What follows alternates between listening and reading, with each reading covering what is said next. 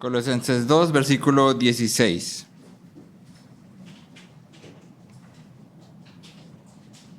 Acompáñame ahí.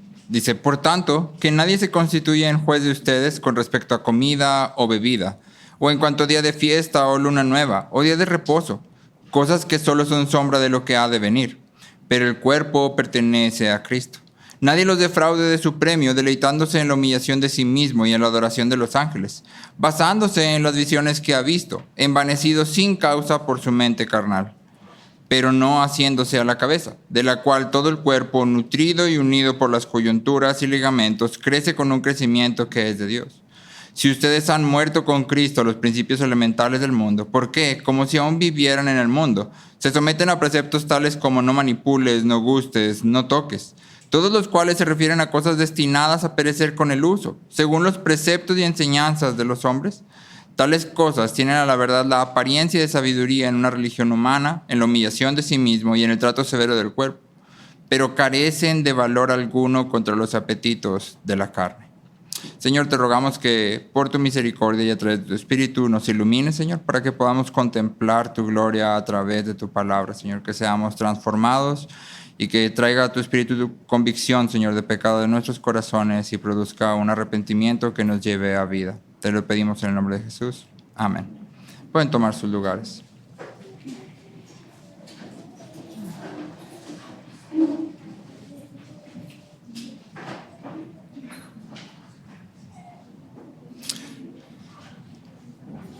Todos, creo yo, hemos tenido experiencias increíbles o experiencias inolvidables y no increíbles. Tal vez experiencias que han sido comunes, pero para nosotros han quedado ahí marcadas. ¿Sí? Cosas que podemos traer a mente y recordar incluso las sensaciones, el momento, lo que sentimos y a veces incluso hasta se pone la piel chinita, ¿no? Empieza a recordar y ¡ay, se me puso la piel chinita nomás de acordarme! En mi caso yo puedo recordar, por ejemplo, algunas. A mí me gusta mucho el cine y la primera vez que fui a una sala de cine 4DX, si no ha sido, son esas donde los asientos se mueven y la sala, si huele a quemado, la sala huele a quemado, sale humo, te mojan, te golpean. Para mí fue padrísimo y me acuerdo que estaba en la película y cuando estaba ahí hasta se me salió así una lagrimita. Porque me gusta mucho el cine, entonces fue para mí una experiencia así de, no puede ser, increíble. Sí. A lo mejor algo un poco más trascendente, recuerdo cuando pedí matrimonio. Y me acuerdo así, hay muchas cosas de las que no me acuerdo. Para los que no me conocen mucho, yo creo que no tengo una memoria así clara, fija de mi niñez. No, yo no me acuerdo qué hacía de niño, dónde está. No tengo ni la menor idea. Tengo una tía que viene y me platica, ¿te acuerdas cuando llegué a la casa y tú estabas aquí? No tengo idea, no me acuerdo. Pero me acuerdo cuando pedí matrimonio, me acuerdo dónde estábamos, me acuerdo lo que sentí, me acuerdo cómo lo hice. Sí, me acuerdo el día que me casé. Perfectito, me acuerdo de todo lo cansado que me sentía. Me acuerdo que estaba muy emocionado. Recuerdo lo que sentí cuando Francis venía caminando por el pasillo. Sí. Me acuerdo perfectamente de la primera vez que me dijeron vas a ser papá y había esta mezcla de emoción con terror, porque realmente eso era terror. O sea, mi primer pensamiento fue una mezcla de wow y al mismo tiempo de ¿cómo vamos a hacer esto? O sea, ¿cómo uno es papá? Y más que eso, yo no tenía un trabajo fijo, entonces yo pensé, ¿y cómo voy a mantener a un bebé? O sea, ¿de dónde voy a sacar para poder hacer todo esto? Y había una mezcla que recuerdo perfectito de terror con emoción, con alegría, y todo eso estaba mezclado ahí. Tal vez tú tienes experiencias similares, ¿sí? Cosas que puedes traer a mente rápidamente. Y esas experiencias pueden ser en un tenor como este, algo de la vida diaria. Pero también de pronto tenemos experiencias que podemos tal vez decir malamente, pero es la forma que podemos catalogarlo más espirituales. Yo recuerdo clarito cuando a los 15 años fuimos mi papá y yo, mi mamá no estaba, Marcos y Natalia estaban pequeños. Yo le llevo 8 años a Natalia, 9 a Marcos, y fuimos al doctor. Y me acuerdo así clarito cuando el doctor frente al escritorio, mi papá estaba de este lado y yo estaba aquí, y me acuerdo perfectito cuando el doctor dijo, lo que tú tienes es cáncer. Y me acuerdo así cómo todo se vio, como ya no puse atención a nada más. Ya no supe qué está diciendo el doctor, no tengo ni la menor idea de qué dijo. Me acuerdo de la cara de Chuchu clarito cuando dijo tienes cáncer y yo volteé a ver a Chuchu y su cara fue de... Y luego me acuerdo así perfectito, esto es lo que más recuerdo, que bajamos, nos subimos a la camioneta y cuando subimos a la camioneta yo empecé a llorar y luego sentí como que Dios me decía, no te preocupes, yo te metí en esto y yo te voy a sacar. Y eso me trajo una cierta sensación de paz. ¿Sí? Dejé de llorar, me calmé. Chuchu estaba llorando más que yo. Chuchu es mi papá. Y le dije, está bien, todo está bien. Pues vámonos. No, Marcos y Natalia estaban atrás. Es lo más serios que los he visto en toda mi vida. No decían ni una sola palabra. Estaban ahí nada más. Y le dije, Chuchu, está bien. Vámonos. O sea, no pasa nada. Vámonos. Y ya cuando Noni llegó, ya aterrizamos todo esto, ¿no? Y esa es una experiencia que pudiéramos denominar espiritual. Ahora, ¿fue real o no fue real? ¿Debería yo moldear mi vida a través de esa experiencia? Porque yo te lo digo así sinceramente, yo sentí clarito que era Dios hablando. Pero no soy el primero en decir eso. Por ejemplo, en 1820 hubo un hombre que afirmó que vio a Dios Padre y Dios Hijo, y estos le hablaron y le dijeron que todas las denominaciones cristianas que existían se habían desviado. Y que entonces él tenía que hacer una nueva denominación que iba a ser la denominación cristiana verdadera. Le dieron unas tablas de oro y le pusieron un ángel que se comunicara con él. La religión de este hombre incluía cosas como la poligamia, el matrimonio eterno, que significaba que había hombres que podían decirte con quién te ibas a casar en el cielo y entonces con esa persona te ibas a tener que casar aquí, ¿sí? Entre muchas otras cosas más que no vamos a adentrarnos. De ahí nace lo que tú y yo hoy conocemos como mormonismo. Y su fundador, Smith, aseguraba que Dios le había hablado. ¿Cómo sabemos si es real o no? ¿Cómo podemos acercarnos a estas cosas y decir, eso sí es verdadero, esto no es verdadero? ¿O qué hacemos cuando tú y yo sentimos ciertas cosas y decimos, es que lo siento de Dios? Tiene que ser de Dios, lo siento aquí, es de Dios. ¿Qué hacemos con todo ello? En este pasaje en el que estamos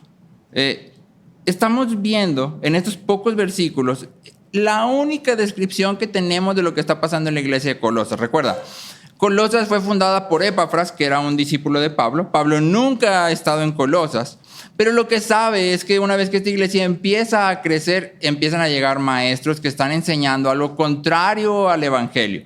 Y esto contrario, aunque no podemos delimitarlo, no podemos decir, esta enseñanza es la que se llama, porque no tenemos suficiente información, podemos ver que hay algunas cuestiones que están aquí alrededor. La vez pasada, lo que vimos fue que había como un tinte de judaísmo, ¿te acuerdas? En los que estos maestros estaban diciendo, tú tienes que guardar las fiestas, los días, todo esto. Y decíamos, cuando hablamos de judaísmo, estamos hablando del legalismo. ¿Te acuerdas cuál fue la definición que dimos del legalismo?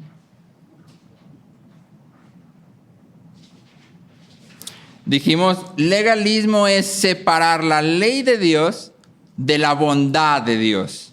Legalismo es separar la ley de Dios de la bondad de Dios. Y entonces cuando alguien viene y quiere judaizar, es decir, quiere decirte, está bien todo eso que tú crees del cristianismo, pero tienes que aparte guardar el sábado. O aparte de eso, tú tienes que comer dieta kosher. O aparte de eso, además, o no aparte, es más, a lo mejor te lo venden un poquito más. Está muy bien todo el cristianismo, pero ¿sabías tú que si guardas el sábado, eso es todavía mejor?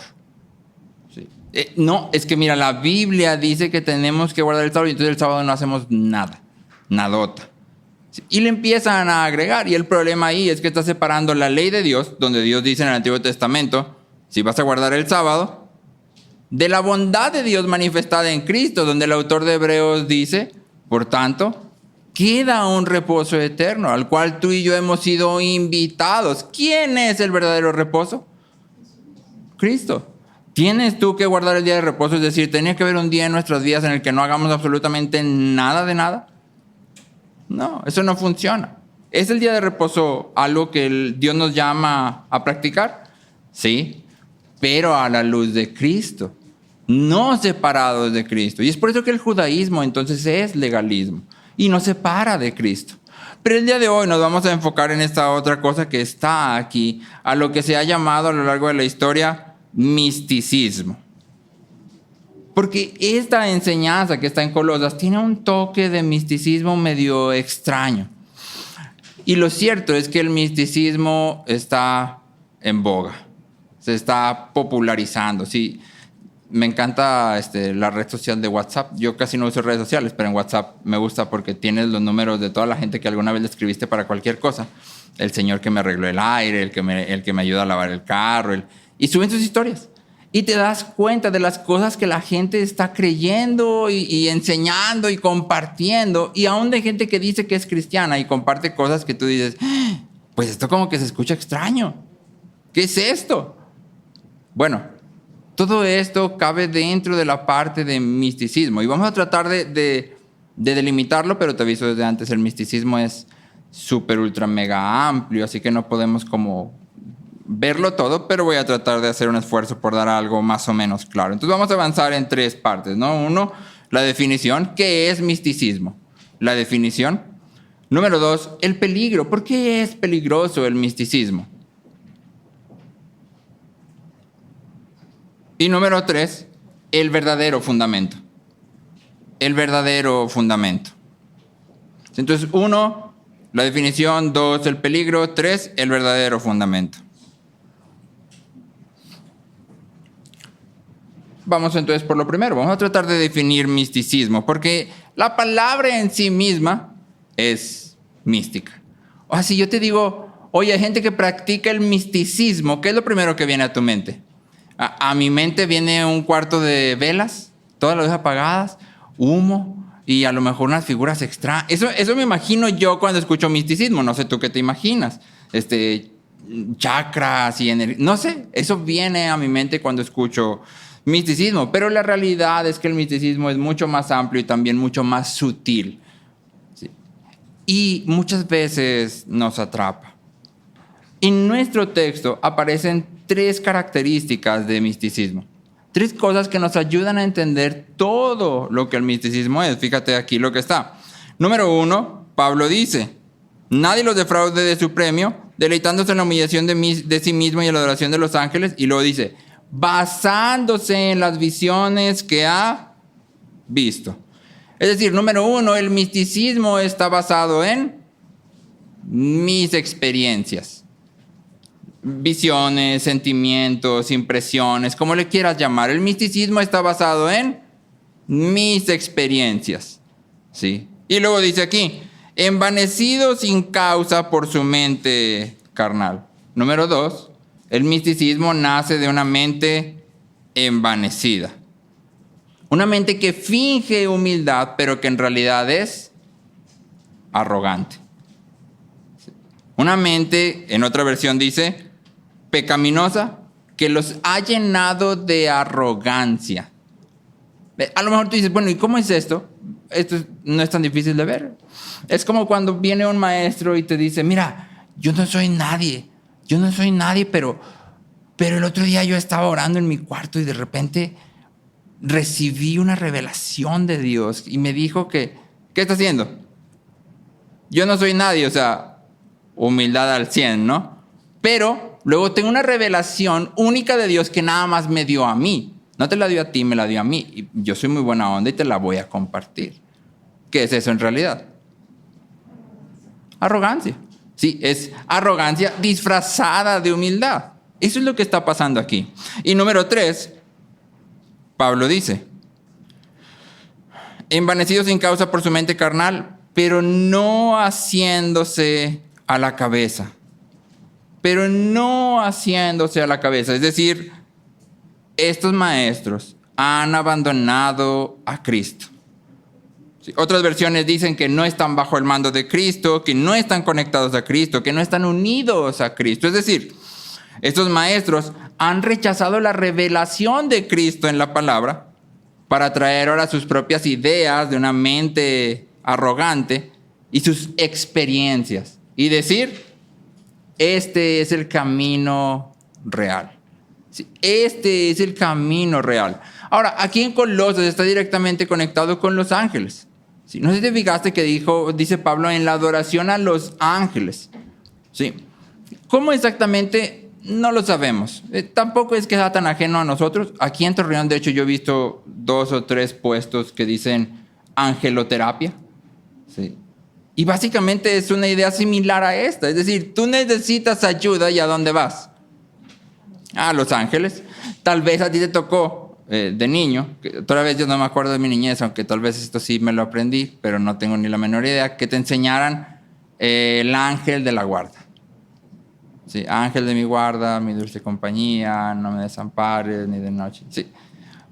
¿Por qué le pides ayuda a un ángel? Porque parece algo inocente, ¿no? Y se los enseñamos a los niños y tratamos de darles a través de esto como cierta confianza. Ah, mira, hay un ángel que te está cuidando. Hay un hombre que ha dado su vida por ti. Cristo ha dado su vida por ti. ¿Para qué quieres un ángel? Digo, tienes Cristo, es Dios mismo, que te ha amado suficiente para morir por ti, y tienes a un ángel. No sabes cómo se llama, no sabes cómo es, no sabes nada de él. ¿A quién prefieres? ¿Al Dios personal que se ha sacrificado por ti o a un ángel? Y sin embargo tomamos el ángel. Pero la adoración de los ángeles no es la única forma en que el misticismo se ve. Agarrando estas 3 cosas, podemos tal vez decir que el misticismo es abandonar a Cristo para, entre comillas, acercarnos a Dios. Sí, abandonar a Cristo para acercarnos, entre comillas, a Dios, basados en nuestra experiencia personal, en nuestros sentimientos. Sí, el misticismo es acercarse a Dios basado en mis experiencias, en mis sentimientos. Quitamos a Cristo de su lugar como mediador y en su lugar colocamos nuestros sentimientos, nuestras experiencias, nuestras ideas. ¿Sí? Quitamos la razón que Dios nos ha dado y dependemos totalmente de cómo nos sentimos. La pregunta fundamental respecto al misticismo no es si tú eres un místico o no, porque yo no veo aquí nadie con toga y pelón. La pregunta fundamental es, ¿qué guía tu comunión con Dios? ¿Tu experiencia, tus ideas o la revelación de Cristo en la Biblia? ¿Qué guía tu comunión con Dios? Porque yo he conocido a gente que dice, no, es que yo soy hijo de Dios, yo siento aquí a Dios en mi corazón. Tú no me puedes decir que no soy hijo de Dios, todos somos. Yo me siento muy bien con mi Padre Dios. Y entonces, ¿cuál es el fundamento de esta persona para decir que está bien con Dios? Yo siento que estoy muy bien con mi Padre Dios. ¿Qué dice Dios? No sé, pero yo siento que estamos bien. Y si yo siento que estamos bien, pues estamos bien. ¿Sí? Nada más importa, lo que importa es cómo me siento. ¿Sí? Y entonces la pregunta de nuevo es, ¿qué está guiando tu relación, tu comunión con Dios? De nuevo, el misticismo está en boga, es decir, cada vez hay más y más y más formas en que esto se está manifestando y es normal a la luz de la cultura en la que estamos desarrollándonos, pero es importante que aprendamos a ubicarlas.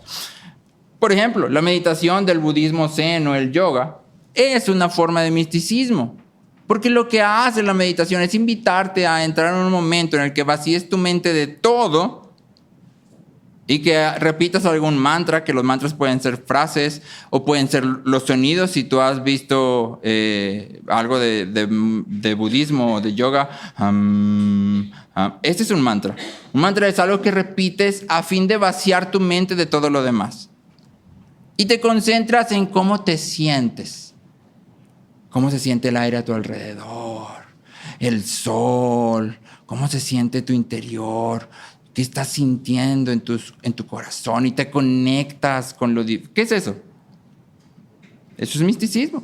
No es nada más que eso porque te está llevando a concéntrate en cómo te sientes. Concéntrate en cómo te sientes. Quitas a Cristo y colocas tu experiencia, tus sentimientos. Cuando vacías tu mente, ¿estás pensando en Cristo? ¿Estás meditando en su obra redentora y en su amor? No. El chiste es vaciar la mente, no llenarla. Si haces meditación zen, llenando tu mente, lo estás haciendo al revés. ¿Sí? No está funcionando. Pero no es solo eso, sino que no sé si tú has visto que el uso de psicodélicos cada vez está siendo más aceptado para tener experiencias espirituales. El LSD, la ayahuasca, el peyote, los hongos, cada vez más y más están siendo tomados para que tú puedas conectarte con lo divino. De hecho, en el 2019 se fundó el Centro de Investigación de Psicodélicos Johns Hopkins. Y aunque esto suena muy científico, en realidad es una búsqueda espiritual. Uno de los investigadores dice, la psilocibina, que es el ingrediente activo psicodélico de los hongos, puede causar experiencias místicas que tienen un significado personal y una importancia espiritual sustancial. Y uno de los participantes, creyentes y cultivadores, granjeros de estos hongos, dice, los hongos son sacramentos de la medicina. Considéralos tu propia iglesia personal. Y yo he conocido más de una persona cristiana que, afirmando lo que la Biblia dice, participa de estas cosas. Y luego dice, es que tuve un viaje. Y en ese viaje me vi a mí mismo y vi esto y vi aquello y me di cuenta de todos mis problemas y pude entonces cambiar. Ya conseguiste entonces un Salvador. Tu problema es que tu Salvador no se llama Cristo, se llama psilocibina, hongos mágicos, o como le quieras llamar. Y entonces es un Salvador falso. Porque estás quitando a Cristo y estás poniendo un hongo. Y se escucha absurdo. Pero es que nosotros pensamos que podemos tener Cristo más el hongo. No, yo sigo creyendo en Cristo. Yo, de hecho, voy a la iglesia todavía. Leo mi Biblia y todo, pero no sabes, la meditación a mí me ha funcionado de maravillas.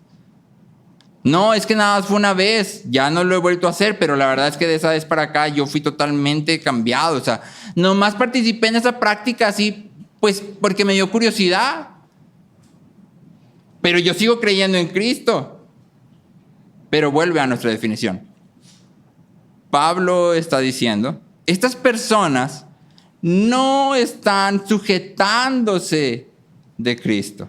Es decir, imagínate que solo tienes una mano, nomás tienes una mano, y con esa mano tú tienes que decidir, ¿vas a aferrarte a Cristo o a los hongos? ¿A Cristo o a la meditación? ¿A Cristo o a cualquier forma de misticismo? No puedes tomar los dos. Si tomas uno, sueltas el otro. No hay ninguna forma intermedia. Así que de nuevo te pregunto, ¿qué está guiando tu comunión con Dios? ¿Cómo sabes tú si estás bien o no con Dios? Cuando yo era pequeño, recuerdo que una vez estaba en la cocina sirviendo, bueno, pequeño, tenía tal vez 14 años, ya no tan pequeño. Y estaba sirviendo un vaso con agua y de repente volteé y None, que era muy bíblica desde siempre, tenía un pequeño calendario con un venadito. Y luego tenía un versículo que decía, ¿quién subirá al monte santo? El limpio de manos y puro de corazón. El que no ha elevado su alma a cosas vanas ni jurado con engaño.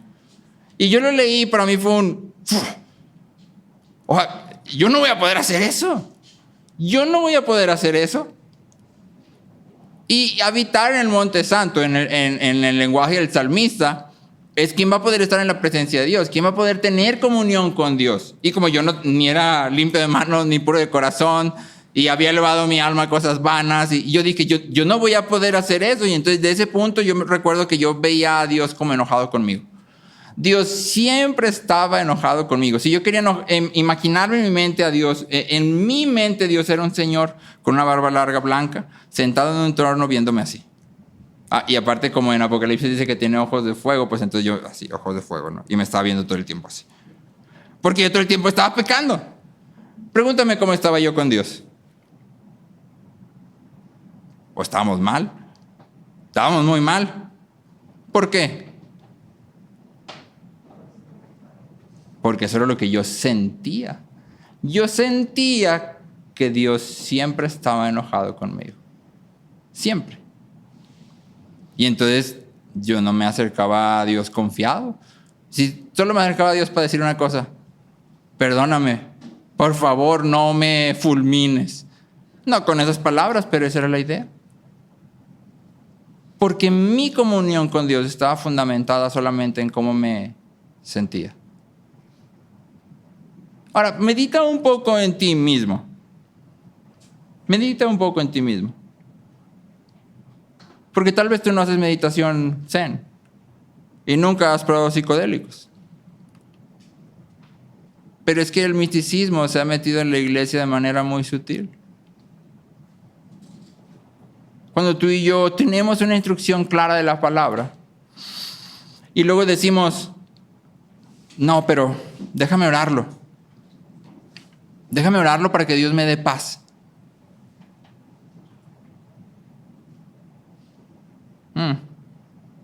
¿Para qué quieres paz? No, déjame orarlo para que Dios me confirme en mi corazón que si es esto lo que debo hacer. No sé, imagínate que estás en una congregación en donde no se predica el evangelio. Y la palabra claramente dice en Gálatas, si viene alguno de nosotros, aun si un ángel mismo se apareciera ante ustedes y les da otro evangelio que no es este, sea anatema, sea destinado a destrucción. Y tú lo lees y dices, no, pues yo creo que sí, pero déjame orar para que Dios me dé paz porque me siento... Entonces estás fundamentando tu relación con Dios en ¿cómo me siento? Te pregunto, ¿tú crees que Cristo tenía paz mientras caminaba a la cruz? ¿Tú crees que sentía en su corazón una paz increíble mientras iba y lo escupían y lo golpeaban? Y luego estaba en la cruz y clamó, Padre, ¿por qué me has abandonado? Pero en realidad fue falso, porque él en su corazón tenía paz. ¿Será? No, ¿verdad? Cristo no dijo, Señor, si puedes, dame paz en esto que va a pasar. Cristo oró, Padre, si puedes, pasa de mí esta copa, pero no se haga mi voluntad, sino la tuya. Si yo voy a hacer lo que tengo que hacer, lo sienta o no lo sienta. O piensa en cómo evaluamos los servicios de la iglesia. Porque muchas veces vamos a la iglesia y si sentimos bonito, lloramos. No, el culto estuvo increíble. No sabes, la reunión de hoy estuvo, decía una persona que conocíamos, gloriosa. Y estaba gloriosa cuando la alabanza se extendía y duraba 1 hora pasada y ya no había predicación porque ya no alcanzaba el tiempo. Y entonces ahí estaba gloriosa porque, no, hombre, levanté mis manos y lloré lo que nunca y sentí bien bonito. Y entonces todo lo que estoy buscando es una experiencia. Yo lo que quiero es una experiencia. Sí. Y entonces, si te fijas, el misticismo en realidad es mucho más que simplemente libros raros con velas y humo, inciensos. Tiene mucho que ver con cómo dirigimos nuestra vida. Tiene mucho que ver con aquello que buscamos. Tiene mucho que ver con cómo pretendemos relacionarnos con Dios. La Biblia claramente afirma que Cristo es la imagen del Dios invisible. Es decir, hay una sola forma de conocer a Dios: a través de Cristo. Y Cristo dice que la palabra, toda la Biblia da testimonio de Él. Y que es en medio de la iglesia que tú y yo llegamos al pleno conocimiento del Hijo de Dios. Y sin embargo, vemos una y otra vez a personas que dicen, yo sí creo en Dios, pero no creo en la religión. Y lo que eso significa es, yo creo en Dios, pero no creo en el servicio organizado. Sí. Yo creo en Dios, pero no me identifico como católico, como cristiano, no, es que somos Dios y yo. Pero hay un problema, y es que no pueden ser Dios y tú. Hay un solo camino. Cristo es el único camino. Yo les preguntaba, no recuerdo si a los muchachos de la escuela o a quién, ¿cómo en el Nuevo Testamento, la gente de la iglesia sabía que alguien ahora era cristiano? ¿Cómo podían saber que una persona ahora era cristiana, que ahora tenía una relación real con Dios? ¿Cómo sabían? Porque recuerda, Lucas cuenta en Hechos, ¿te acuerdas? Y Pedro predicó y se agregaron aquel día como... a ver, ¿cómo sabes que se agregaron? Porque una cosa es que escuches, ¿sí? Y te vas a tu casa. Y yo no puedo decir si te agregaste o no te agregaste. ¿Cómo puede Lucas afirmar se agregaron como 3,000? Bueno, había una forma sencilla y está ahí mismo donde Lucas está contando. Se agregaron como... ¿A dónde se agregaron? A la iglesia. Estas no son personas que vinieron y escucharon el mensaje y dijeron, wow, este Dios es tan bonito, me voy a sentir tan bien, pero no creo yo en eso de la religión organizada, voy a ser Dios y yo. No. Es que si crees, te agregas a la iglesia, porque es aquello que Dios está haciendo. Y entonces no podemos tener comunión con Dios, separados de aquellos medios que Dios nos ha dado para tener comunión con Él.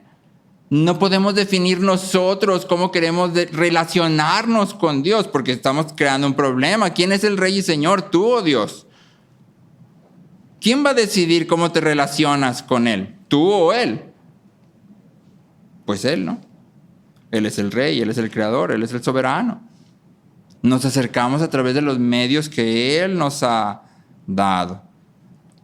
Y entonces es muy importante que tú y yo aterricemos esto. ¿Qué tanto de tu relación con Dios está fundamentado simplemente en cómo te sientes? ¿Qué tanto de tu relación con Dios está fundamentado simplemente en las experiencias que tienes? Si siento bonito, estoy bien. Si no siento nada, estoy mal. Regresando a lo que te conté al principio. Yo te conté que salí del consultorio, lloré, sentí que Dios me dijo algo y sentí bonito. Bueno, el tratamiento de quimioterapia duró 1 año. El año más pesado que he tenido. Ya para el final de ese año, yo me acuerdo clarito que las últimas sesiones de quimioterapias eran 13 semanas de quimioterapias, de lunes a jueves, todas las mañanas. Y yo me acuerdo que en esas últimas 13 semanas yo le dije un día a Chuchu, mejor ya no me lleves a las quimioterapias, la verdad ya estoy muy cansado. Mejor ya sí déjame, y si me muero, pues ya me morí. Pero yo ya no quiero nada, o sea, yo ya no quiero estar ahí. Ahora, fíjate bien, por favor, porque todo este viaje empezó conmigo sintiendo algo bonito. Pero a través del viaje, yo ya no sentía nada. Y te lo digo así sincero. Yo oraba en mi cuarto, leía la Biblia, pero yo no sentía nada. Cero. Seco como los huesos de la semana pasada. Así me sentía. No sentía absolutamente nada. ¿Estaba Dios o no estaba? ¿Cuál es la experiencia real? ¿La del principio? ¿La del medio? ¿Cuál es la experiencia a la que yo debería de hacerle caso? ¿O qué debería de hacer con esa experiencia? ¿Cómo abordamos tú y yo todo esto? Entonces, cuando hablamos de misticismo, hablamos de esta idea. Basamos nuestra relación con Dios en nuestros sentimientos y experiencias. Basamos nuestra relación con Dios en nuestros sentimientos y experiencias. Y lo que buscamos entonces es sentir y experimentar. Eso es lo que buscamos. Pero hay un peligro muy grande en esto, y este es nuestro segundo punto. Hay un peligro muy grande. Sí, un peligro que te voy a resumir así. Impulso momentáneo, final catastrófico. Impulso momentáneo, final catastrófico.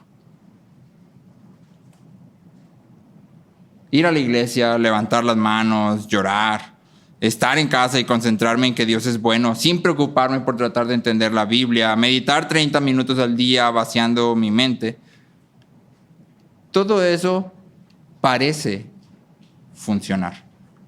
Si tú haces una búsqueda rápida de los beneficios de la meditación Zen en Google, te van a salir miles de testimonios de personas que dicen: desde que yo lo practico, mi vida es mejor. Si tú has participado, como yo, en servicios en donde la emoción lo es todo y lo que se busca es que llores y sientas, sales de esos servicios y ¿qué sientes? Ahora sí voy a poder hacer todo lo que Dios dice. Me traigo un fuego. Sí, ahora sí voy a poder hacer todo lo que Dios dice. O si tú dices: no, es que yo siento que Dios que yo y Dios estamos bien, en mi corazón yo me siento bien con mi Padre Dios. ¿Cómo te sientes a partir de ahí? ¿Aplastado? ¿Enjuiciado? ¿En camino a muerte? No, ¿verdad? Te sientes bien, ese es el punto, me siento bien con Dios. Y entonces parece que funciona. Parece que funciona. Por unos días la motivación está. El problema es que esto no es nada más que idolatría. Porque Pablo es claro. Estos maestros, aquellos que hacen esto, no se están sujetando de Cristo, sino que están tomando para sí mismo otros mediadores, otros dioses.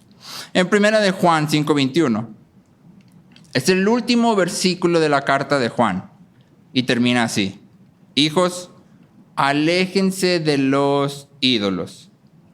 Bueno, la palabra ídolos no ha aparecido ni una sola vez en toda la carta de Juan. Tú lees 5 capítulos de la carta de Juan y Juan nunca dijo nada de ídolos. Nunca. Pero al final de la carta Juan termina así: hijos, aléjense de los ídolos. ¿Por qué? ¿Por qué de pronto Juan menciona ídolos? Bueno, Juan está escribiendo a una iglesia que está siendo atacada por una enseñanza parecida a esta de Colosas, en donde las personas están afirmando que tienen experiencias espirituales que les permiten una iluminación más elevada. Están diciendo: sí, nosotros creemos en ese Cristo que tú dices y en ese Dios que tú dices, pero hemos tenido experiencias increíbles, hemos tenido visiones, hemos experimentado esto, y ahora ya nosotros estamos en un nivel más alto. Y Juan escribe al respecto de todo esto, y cuando termina su carta dice: aléjense de los ídolos. Es decir, Juan toma a todas estas personas que a través de sus experiencias pretenden acercarse a Dios y dice: todos estos no son más que ídolos. Todos estos no son más que ídolos. Y luego en Gálatas 5, 19 y 21, eso es lo que dice: ahora bien, las obras de la carne son evidentes, las cuales son, entre otras, idolatría y hechicería. Ojo, hechicería aquí en este contexto, no pienses en una bruja revolviendo el caldero. Hechicería en este contexto tiene que ver con el uso de plantas médicas psicodélicas para inducir ciertas experiencias. Eso es lo que hechicería quiere decir aquí. Y entonces Pablo dice: estas son las obras de la carne, idolatría, hechicería y cosas semejantes, contra las cuales les advierto, como ya se los he dicho antes, que los que practican tales cosas no heredarán el reino de Dios. Fíjate lo tajante. Los que practican tales cosas no heredarán el reino de Dios. ¿Puedes ser místico y tener comunión con Dios? Porque tú digas que estás bien con Dios, ¿estás bien con Dios? No, pero yo sí creo en Cristo, nada más que tengo unas cartas de tarot cristiano, pero es cristiano. ¿Disculpa? Sí. No, pero es que yo sí creo en Cristo, pero es que pues de repente está bien como vaciar tu mente de ciertas cosas y así como que te olvidas y empiezas a meditar un rato y te pones en blanco y vieras qué bien se siente. Disculpa. Todo lo contrario de lo que el salmista dice en el Salmo 1, ¿no? Bienaventurado es el varón que la ley de Jehová medita de día y de noche. No dice el varón que medita en la ley de Dios y se toma 30 minutos para vaciar su mente de cosas para poder. No. Que de día y de noche medita en la ley de Jehová. Ese es un hombre o una mujer bienaventurado. Si nuestra vida gira en torno a cómo nos sentimos o a las ganas que tenemos de hacer o no hacer, a sentir a Dios, estamos cayendo en idolatría. Estamos cayendo en idolatría. Si yo creo que tengo que sentir para hacer, estoy poniendo mis sentimientos como mi Señor.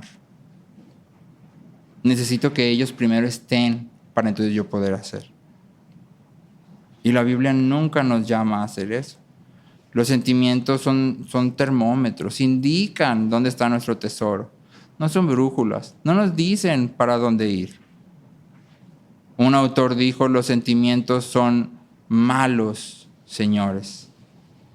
Son déspotas y opresivos. No nos guiamos por nuestros sentimientos. Y entonces examina, ¿cuántas veces en tu vida tú has sabido que tienes que hacer algo, pero no lo haces porque no lo sientes? Y luego aparte lo cristianizamos. Es que no quiero ser hipócrita. No siento amor por esta persona. O sea, no siento hablarle, no me nace a tratarla bonito y yo no quiero ser hipócrita, ¿no? Bueno, tienes un problema. Es que la hipocresía no tiene que ver con que hagas lo que sientes o no. La hipocresía tiene que ver con si vives a la luz de la verdad o no. ¿Cuál es la verdad? Bueno, la palabra claramente dice, ama a tu prójimo. Es una indicación. Ama a tu prójimo. Bueno, hipocresía es saber la verdad y actuar al revés. Sí. Ya sé lo que la verdad dice, pero no siento. No me nace. Bueno, ahí está siendo hipócrita. Pero si tú dices, bueno, Dios me llama a amarlo, a mí no me nace, no tengo ganas. O sea, si lo conociera, yo tampoco te nacería. Pero como Dios dice, yo lo voy a amar. Y entonces empiezas a hacer las cosas que el amor demanda. Eso no es hipocresía. Eso es integridad. La verdad me llama a algo y yo respondo. ¿Lo sienta o no lo sienta? Si tenga ganas o no tenga ganas. Ni mis ganas ni mis sentimientos son mis señores. Cristo es mi Señor. Y entonces el peligro del misticismo, el peligro de colocar nuestra experiencia y nuestros sentimientos es sencillo.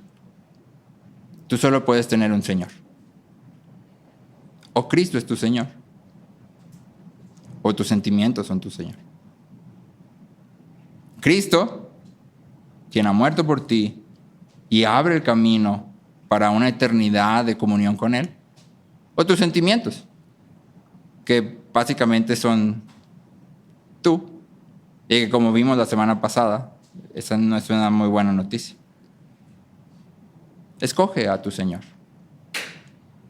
Por último, entonces, queremos ver cuál es el fundamento verdadero. Es decir, ¿qué hacemos con nuestra experiencia? ¿Qué hacemos con estas cosas que sentimos? ¿Qué hacemos cuando, como yo, sentí que Dios me decía una cosa, pero luego a lo largo del año ya no sentí nada y ya mejor me quería morir? ¿Qué hacemos?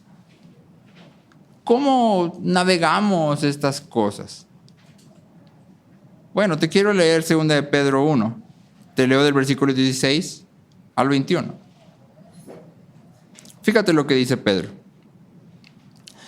Pues no estábamos inventando cuentos ingeniosos cuando les hablamos de la poderosa venida de nuestro Señor Jesucristo Y luego fíjate, porque Pedro va a narrar una experiencia, Fíjate, nosotros vimos, es una experiencia, su majestuoso esplendor con nuestros propios ojos cuando Él recibió honor y gloria de parte de Dios Padre.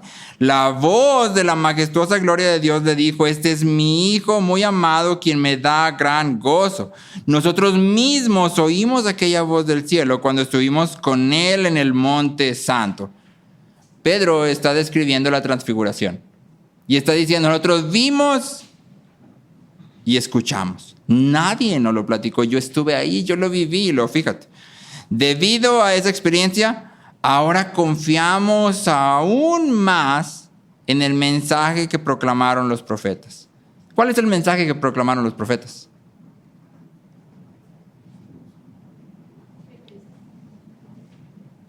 La Biblia, ¿no? Y Pedro dice: cuando yo vi eso, lo que pasó fue que entonces ahora confío más en la palabra. Sigue diciendo: ustedes deben prestar mucha atención a lo que ellos escribieron, porque sus palabras son como una lámpara que brilla en un lugar oscuro hasta que el día amanezca y Cristo, la estrella de la mañana, brilla en el corazón de ustedes. Sobre todo, tienen que entender que ninguna profecía de la Escritura jamás surgió de la comprensión personal de los profetas, ni por iniciativa humana. Al contrario, fue el Espíritu Santo quien impulsó a los profetas y ellos hablaron de parte de Dios. Te lo resumo, Pedro está diciendo: yo tuve una experiencia increíble. Una experiencia que ninguno de ustedes va a poder tener, porque yo vi a Cristo transfigurado, vi a Moisés, vi a Elías, escuché la voz de Dios hablando desde el cielo. Yo tuve esa experiencia y como yo la tuve, lo que tú debes hacer es creer en la palabra. Pedro no dice: mire, esta experiencia que tuve está increíble, ahora créanme a mí. Todo lo que yo diga, eso es cierto porque yo tuve esta experiencia y ustedes no. Pedro no dice eso. Pedro dice: yo tuve esta experiencia y ahora te puedo asegurar que la palabra es real. Y entonces lo que tú debes de hacer es prestar mucha atención a la palabra, sabiendo que la palabra ha sido inspirada por Dios. Cree en la palabra. Un autor dice: la palabra siempre será la fuente de autoridad para fe y práctica. No puedes depender de tradiciones humanas o de tu experiencia o de la experiencia de otros como autoridades seguras para conocer los caminos de Dios. La experiencia y la tradición siempre deben de ser examinadas contra la enseñanza de la palabra. Note el último pedazo. Examinadas contra la enseñanza de la palabra. Eso quiere decir que si alguien viene y asegura: es que yo estoy bien con mi Padre Dios, yo me siento muy bien. Ah, qué bueno, me da mucho gusto. Vamos a examinar la palabra. ¿Qué dice la palabra? La palabra es clara. Si tú no estás en Cristo, tú no estás bien con Dios. Tú no estás bien con Dios. Si tú no estás en Cristo, si Cristo no ha pagado por tus pecados, estás en camino de muerte. De hecho, el salmista, en los términos más tajantes, dice: el Señor está airado contra los pecadores todos los días de su vida. Bueno, tú sí estás en la posición que yo me imaginaba. Dios te está viendo y está. Tú puedes sentirte muy bonito. Eso no cambia lo que Dios está haciendo. No, es que yo me siento muy bien. Bueno, tú te sientes muy bien, tienes un problema, hay que ajustar tus sentimientos. Porque si tú sigues sintiéndote bien, para cuando te des cuenta que no estabas bien, ya va a ser demasiado tarde. Tú tienes que ajustar tus sentimientos. ¿A qué los ajustas? ¿A la palabra? Los ajustas a la palabra. El intelecto, la razón que Dios nos ha dado es fundamental. La fe no es una cuestión vacía de creer simplemente por creer. No, es que sentí en mi corazón hacer esto y por fe lo hice. Y luego pasa el tiempo y te das cuenta de que no debiste haber hecho eso. Pero en su momento sentiste y por fe, y entre comillas, lo hiciste. Y es que convertimos la fe en algo místico. Siento y le voy a creer a Dios, lo voy a tomar y eso no es fe. Eso no es fe, eso se llama misticismo. Fe es venir a la palabra, ver lo que la palabra dice y actuar conforme a la palabra. Eso es fe. La fe está fundamentada en la verdad. ¿Te acuerdas en 1 Corintios 15, donde los corintios están diciendo que Cristo no resucitó? Y Pablo entonces les escribe, y Pablo no les dice, bueno, a lo mejor Cristo no resucitó, pero no pasa nada, porque es una cuestión de fe. No, o sea, no pasa nada si sí resucitó, no resucitó, pues es que lo creemos por fe. ¿Quién sabe si sea real o no? Eso dice Pablo. Pablo dice en los términos más claros, si Cristo no resucitó, somos de todos los hombres los más dignos de lástima. Si Cristo no resucitó de verdad, si esto de verdad no pasó, entonces todo esto no vale nada. La fe cristiana está fundamentada en la verdad, no en lo que sientes, en la verdad. No en tus sentimientos, en la verdad, no en tus experiencias, en la verdad. En la verdad. Y por eso Pablo argumenta. Lo vieron 150 hombres, lo vieron los 12 discípulos, yo lo vi. ¿Sí? O sea, ¿qué está haciendo? Llamando testigos. Bueno, ¿tú dudas que haya resucitado? Bueno, ahí hay 150 hombres a los que puedes ir a preguntarles.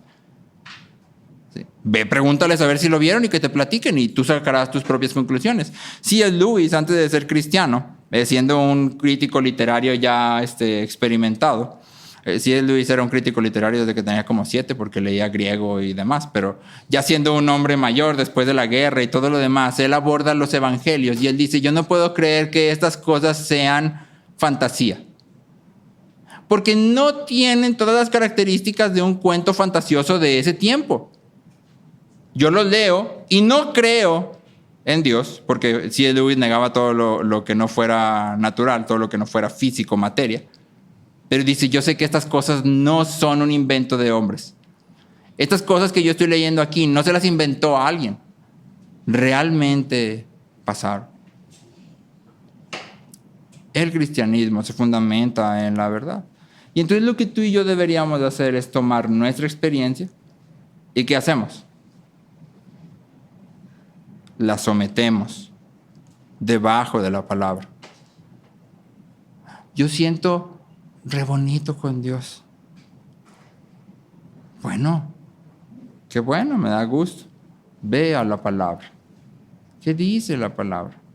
Es que yo siento de Dios que yo debería de dar todo mi sueldo mensual. Lo voy a dar de ofrenda a la iglesia porque yo lo siento en mi corazón que yo debo de darlo todo. Así como me lo den, así lo voy a dar a la iglesia. Porque yo creo, tengo fe que Dios me va a dar más. Y mientras tanto la esposa y los hijos, sin comer, no pueden pagar la luz, no pueden pagar. ¿Por qué? Porque yo siento en mi corazón que no hagas lo que sientes. Haz lo que la Biblia dice. Lo sientas o no lo sientas. Si la Biblia dice, provee para los tuyos. Es que yo siento que este no es el lugar donde Dios quiere que trabaje. Bueno, pero si es el único trabajo, pues trabaja. Es que yo siento que Dios no quiere que yo sea maestro. Dios quiere que yo sea misionero y no, voy a dejar todo para irme a las... Bueno, si tienes una familia, tú no puedes dejar todo para irte a las misiones así como así. Tienes una responsabilidad, cumple con tu responsabilidad. Hace tiempo alguien me dijo, voy a dejar todo porque yo siento que Dios me está llamando al pastorado. Y ya, voy a renunciar y voy a dejar todo y me voy a ir a estudiar para pastor. Pero esta persona tiene hijos y una esposa. Necesita un trabajo. ¿Lo estará llamando Dios a dejar todo así nomás e irse al pastorado? Bueno, lo más seguro es que no. No puedo asegurar 100%, pero lo más seguro es que no. Porque tenemos que atender a lo que la palabra dice. Y la palabra dice que el que no provee para su propia casa es peor que un incrédulo. Es decir, si tú eres hombre, cabeza de familia, tú debes de estar trabajando para proveer. Eso no significa, si tú estás siendo diligente y no te sale dinero, que seas peor que un incrédulo. Tu llamado es trabajar. ¿Sí? La parte de Dios es dar, proveer. Tú trabaja. Sé diligente, sé responsable, sé fiel. Dios proveerá. ¿Sí? Pero tenemos que ir a la palabra. Y entonces cuando tú y yo vamos a la palabra, hay un mensaje que es totalmente claro. Cristo es el único medio. Cristo es la única forma en que tú y yo podemos acercarnos a Dios y podemos conocer a Dios. Romanos 5 dice, por tanto, habiendo sido justificados por la fe, tenemos paz para con Dios por medio de nuestro Señor Jesucristo. Porque mientras aún éramos débiles, a su tiempo Cristo murió por los impíos. Porque difícilmente habrá alguien que muera por un justo, aunque tal vez alguno se atreva a morir por el bueno. Pero Dios demuestra su amor para con nosotros, en que siendo aún pecadores, Cristo murió por nosotros. Porque si cuando éramos enemigos fuimos reconciliados con Dios por la muerte de su Hijo, mucho más, habiendo sido reconciliados, seremos salvos por su vida. Y no solo esto, sino que también nos gloriamos en Dios por medio de nuestro Señor Jesucristo, por quien ahora hemos recibido la reconciliación. Cristo es el único medio por el cual tú y yo podemos ser reconciliados. Y reconciliación implica que hay un problema. Nuestro problema es que tenemos pecado. Tenemos pecado. Por eso Pablo dice en Gálatas que Cristo fue hecho maldición a fin de librarnos a nosotros de la maldición. Cristo cargó con todo nuestro pecado a fin de que tú y yo podamos ser reconciliados con Dios. Y entonces ahora sí tener una relación, una comunión genuina con Dios. Tú no puedes tener esa comunión fuera de Cristo. Si tú no has venido a Cristo, tú no tienes ninguna comunión con Dios. Ninguna. Tu única comunión con Dios es la de un enemigo que se encuentra con un juez. Esa es tu única relación. La de alguien culpable que va a ser condenado. Pero cuando venimos a Cristo, entonces somos reconciliados. Cuando venimos a Cristo, entonces somos reconciliados. Y eso significa que tú y yo tenemos que venir a la palabra de manera constante, porque la palabra testifica de Cristo. Y tenemos que someter nuestra vida a la palabra. Tenemos que examinar cómo estamos viviendo conforme a lo que la palabra dice, no a cómo nos sentimos. Tenemos que examinar nuestros corazones conforme a la palabra. Y tenemos que dirigir nuestras vidas conforme a ella. Esto significa que en mi caso, por ejemplo, cuando yo sentí que Dios me habló muy bonito y luego durante el año que no sentí nada, en realidad para mí nada debió haber cambiado, porque yo debía haber venido a la palabra y debía haber visto en la palabra que Dios dice que Él crea la luz y la oscuridad. Es decir, tanto las cosas buenas como las cosas malas vienen para cumplir los propósitos de Dios. Él es soberano sobre todo. Y si yo hubiera reconocido eso en la palabra, yo hubiera sabido que yo tengo un llamado a hacer en medio de cualquier situación de mi vida. Glorificar a Dios. ¿Iba a salir vivo? Pues quién sabe, la Biblia no dice eso. Pero sé cuál es mi llamado. Glorificar a Dios. Y entonces eso es lo que yo hubiera buscado hacer. No hubiera buscado sentir, no hubiera buscado terminar, no hubiera buscado que se acabara. Porque yo no sé si se va a acabar. Yo hubiera buscado que en medio de todo ello yo hubiera podido glorificar a Dios. En el caso de Joseph Smith, fundador del mormonismo, ¿qué debe haber hecho Joseph Smith? Joseph Smith pudo fácilmente haber abierto la Biblia en Hebreos 2 y haber leído en otros tiempos Dios ha hablado por los profetas, pero hoy nos ha hablado a través de Cristo. Tan tan. El verbo del autor quiere decir que lo que se dijo de Cristo ya es toda la revelación. Dios ya no da revelaciones nuevas. Dios ya no está escribiendo libros de la Biblia. Dios ya no está diciendo nada nuevo que no esté ya dicho en la palabra. ¿Sí? Y si Smith hubiera ido ahí y hubiera leído eso, hubiera dicho, ay, me falta tomar agua y ando como que me dio mal. Y si hubiera ido a tomar agua y hubiera buscado ayuda. Pero no fue lo que hizo. Y tú y yo decimos, ese Smith está bien loquillo, pero muchas veces hacemos lo mismo.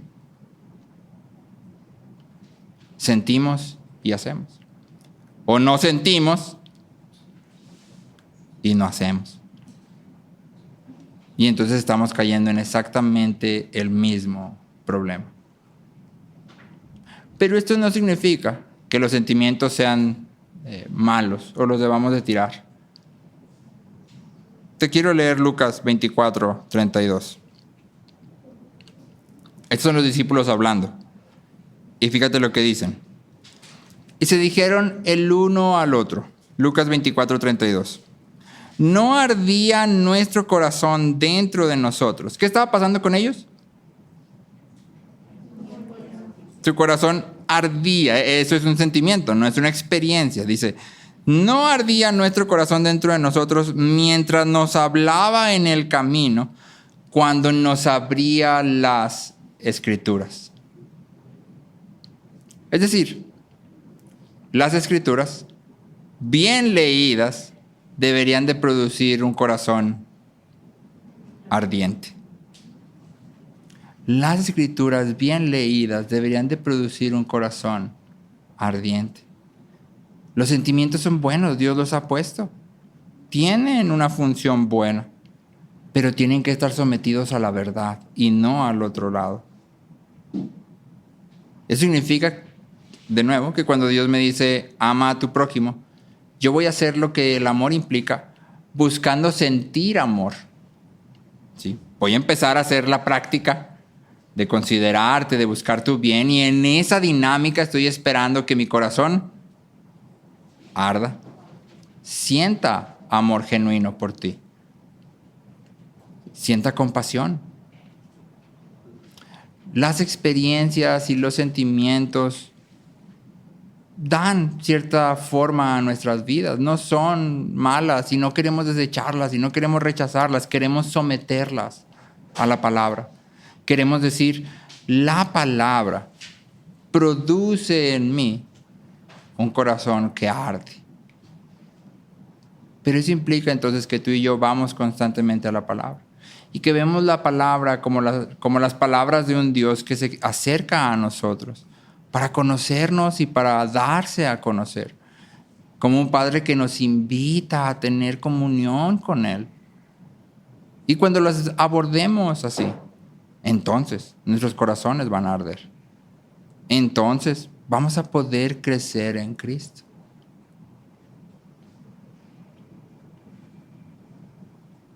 De nuevo, la experiencia genuina y las emociones legítimas siempre llegan en respuesta a la verdad de la palabra. Y entonces aquí te invito a examinarte a ti que ya estás en Cristo. ¿Cómo estás respecto a tu relación con la palabra? Porque si tú crees que tienes una relación real con Dios, pero no tienes tiempo en la palabra, ¿cómo estás teniendo una relación con Dios? No es que yo oro todos los días. Bueno, lo tuyo entonces no es una relación, es un monólogo. Y si has visto programas de monólogos, yo no tengo ninguna relación con el Señor que hace un monólogo. Pues Él está hablando y lo escucho porque a lo mejor me gusta lo que dice, pero relación no tenemos ninguna. Es un monólogo, no más Él habla.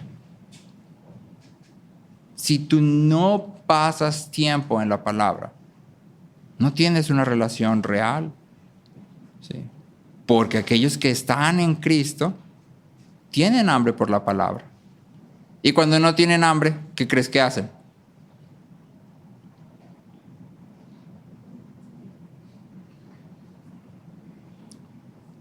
Pues van a la palabra, porque no se trata de lo que sientes. Es que no tengo ganas de leer la Biblia. Pues qué bueno que no tengas ganas de leer la Biblia. Yo casi nunca tengo ganas de comer el plato de ensalada que me sirve mi esposa y de todas formas me lo tengo que comer.